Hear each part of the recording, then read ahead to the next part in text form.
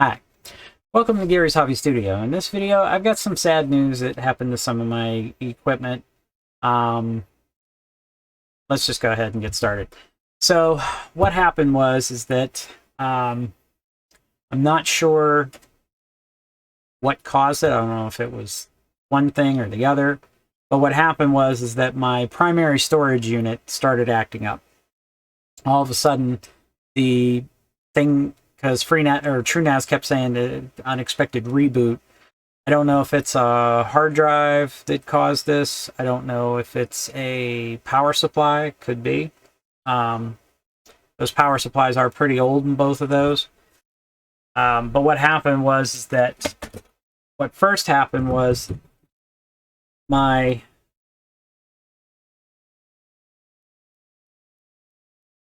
hard drives here started acting up.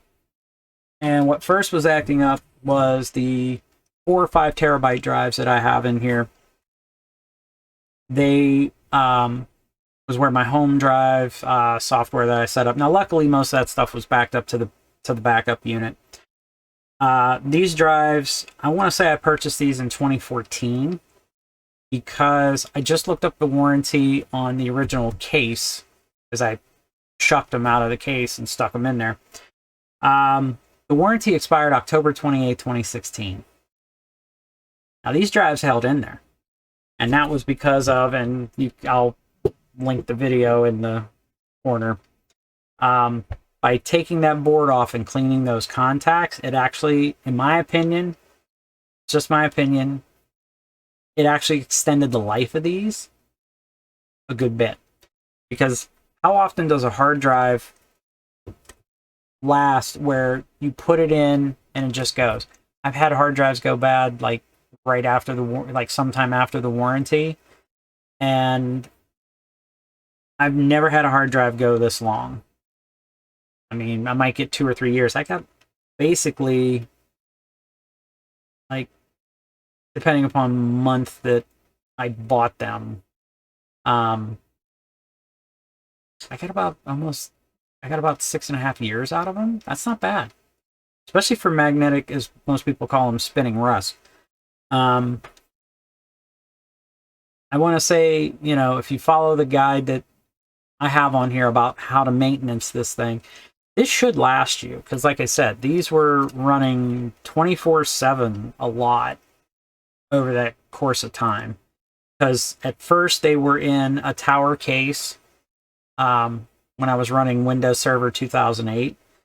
Then when I started the setup that I have that you can see from some of my other videos, even you can look over my shoulder, and created the external iSCSI storage unit. These drives have had a lot of mileage on them, and for it to get 6 years out of them is pretty amazing. Because I want to say these are the Barracudas. They just call them Seagate desktop drives. So that was what started it. Now, like I said, I don't know if the power supply caused it. The drive just hit its age and said, hey, guess what? I'm done. The weird thing is, FreeNAS still detects them. I mean, TrueNAS, I gotta get used to saying TrueNAS. TrueNAS still detects them. I don't know if they're any good. I'll probably use these as like experimental drives, stuff that, if I put it in, the drive crashes because I'm testing something. I don't care. And then once they're done, I'll take them out to the backwoods somewhere and shoot the crap out of them with the pistol that I have. The other thing that really has grind my gears is that I bought these Enterprise SAS drives from Newegg from a seller, since they're now similar to Amazon. And unfortunately, these are a part of a unit, which basically means they're OEM drives that were sold in a chassis, kind of like what I have over there, and it's up to the person to buy the extended warranty. So when I ran the serial number, that's what it said, and I'm pissed. I contacted the seller on Newegg, and hasn't gotten back to me. And I know these drives are not that old. I think they're only, I want to say they're they're under a year. I don't think I've had them over a year. And this one failed. The other 3 are still there. These are the ones that had all my TV shows stored on there. The other 3 are still good, and I have it set as a Z1. I shut everything off so that it doesn't degrade anymore. Hopefully that will... And I took the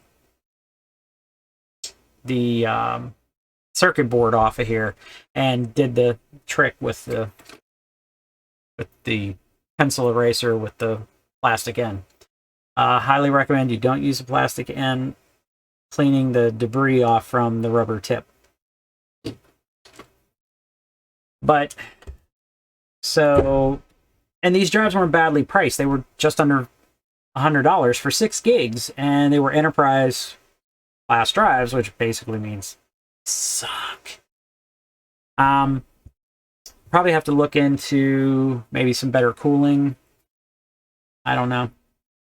I know I need to pull that apart, see how much dirt's in it, maybe vacuum it out, spray it out with air, something. But that's what I'm a little pissed off about, is because this has like no warranty. So my advice, if it's not sold by Newegg, don't buy it. I don't care how cheap it is, because apparently people are buying, probably businesses that are closed out that just purchased all kinds of enterprise class hardware, and they're selling it. And apparently they don't have the warranties. So unfortunately, you know, I spent $400 and I got bit. And I'm not a happy camper about that. Because I messaged Seagate and they're like, well, you know, you have to contact the seller where you bought them from. And I know I bought them through Newegg, but it was like I said, kind of like how if you hit on view all buyer options on Amazon, it tells you, you know, like, you know, sold by so-and-so, and it's the same thing with Newegg, because Newegg does the same thing. I don't know if Amazon owns them, or if they said, hey, you know, we'll pay so much, can we blah, blah, blah. I don't know how they got involved in that, and I wish they didn't. But yeah, so I have this one and 3 others. If I can salvage this, that's fine. If I can maybe use it I don't know where else, because the only card right now, or the only storage unit that I have that supports SAS drives, is the lower storage box, because it was bought after the first one. The first one only supports SATA, because I had the card that I have in that one now in the backup, because I actually wanted it in the backup because all 6 rows would have been active, and I could add more to the backup to, you know, back things up, but had to switch it around because it didn't work. Need to get a second one for that, so at least all 6 rows are working on it. But unfortunately, I really don't have anything else to put these in. The one Dell that I have, it basically does not have... it's a Dell T300. It's a tower. It's not a rack mount. It doesn't support that. The only thing I could use these enterprise drives for is probably storage or Proxmox in the 420. Maybe even storage for... Well, yeah, I'll probably put them in the 420. That way, I can store more VMs on it or back them up to it, so that way if the thing dies. But I got to get the data off of it first before I even do that. So yeah, so that's the depressing part right now, is that both my storage units are offline. Can't really do anything until I get those back up and running, and I don't know when that's going to be. It's going to cost me a lot of money. Because basically I have in that unit both of them actually, are nothing but consumer grade drives. They're probably, and depending upon this enterprise one here, it's probably SMR2 or shingled magnetic recording. And if it is, it's kind of like shingles on a house, so that's why they call it shingled magnetic recording. You write a layer and then you put another layer on top and then another one on top, another one on top, like they do for a roof of a house. The problem is that can cause problems, especially when you're rebuilding. It's slow. You need to get ones that say CMR. Can't remember what the C stands for, but basically the CMR is kind of like a record, if anybody remembers records, where it starts and it just goes like this and around and around and around and around. Each data has its own row. So it's like, here's a row of data. It goes completely around the magnetic platter. And then here's the next row, and the next row, and then the next row, and then the next row, and then the next row. And it keeps going all the way till it's all filled. That way, if it needs to rebuild, it's faster. And it doesn't have to, because with the shingle, it has to remove, like if it needs a layer, it needs data from layer 5, and you've got 200 layers, it has to remove 195 layers to get to layer 5.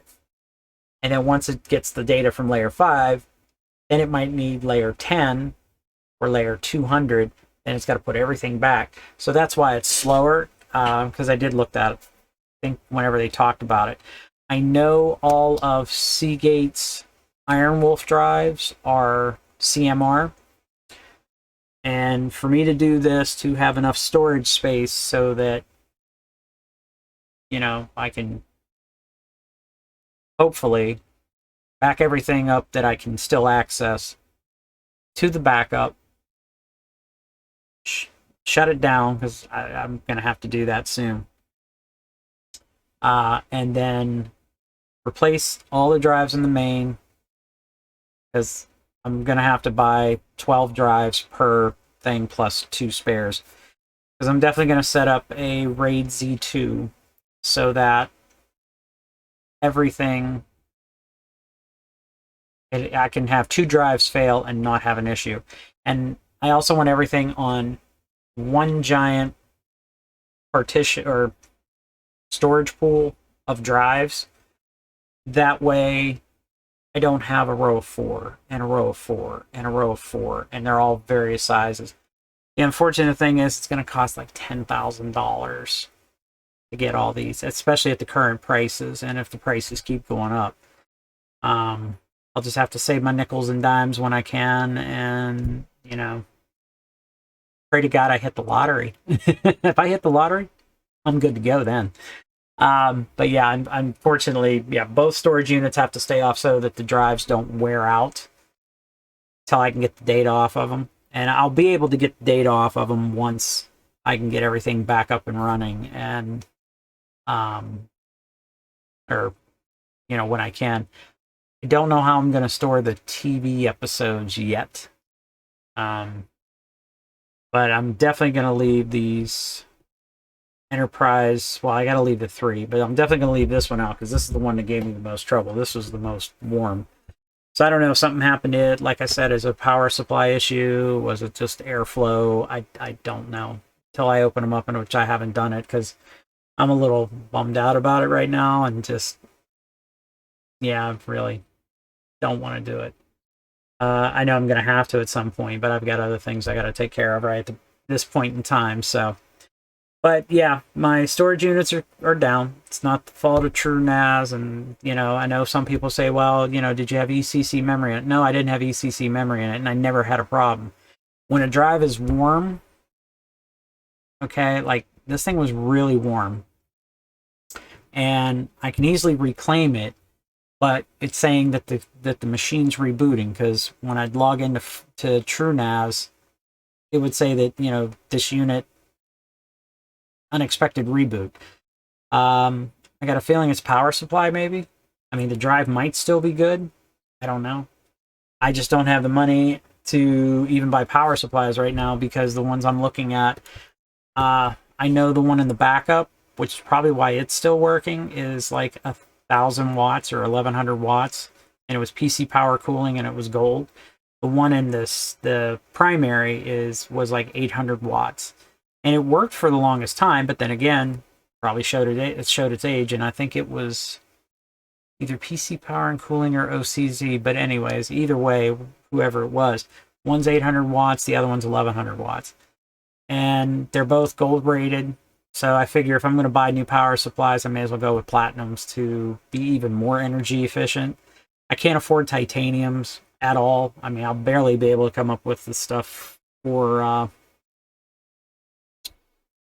the platinums, which I have to look at those. But yeah, so that's this is the kind of stuff that you can expect. So plan accordingly. At least luckily I had two. I have some things backed up, but not everything. I might have lost some data off of the home drives. I know I did do a backup, and I don't remember if I kind of jammed anything new on there. So I may still have everything. But